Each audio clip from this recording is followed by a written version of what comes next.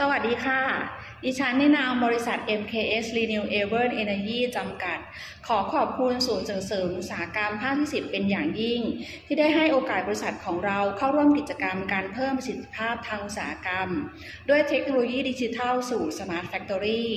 พร้อมทั้งได้เข้ามาติดตั้งเครื่องวัดอุณหภูมิเตาเผาแบบแสดงผลเรียลไทม์ซึ่งช่วยให้โรงงานของเราสามารถติดตามและควบคุมอุณหภูมิได้อย่างแม่นยำการสนับสนุนในครั้งนี้ช่วยให้โรงงานของเราสามารถลดต้นทุนการผลิตเพิ่มประสิทธิภาพการทำงานและยกระดับกระบวนการผลิตให้มีมาตรฐานมากยิ่งขึ้นดิฉันขอบคุณมาณโอกาสนี้ขอบคุณมากค่ะ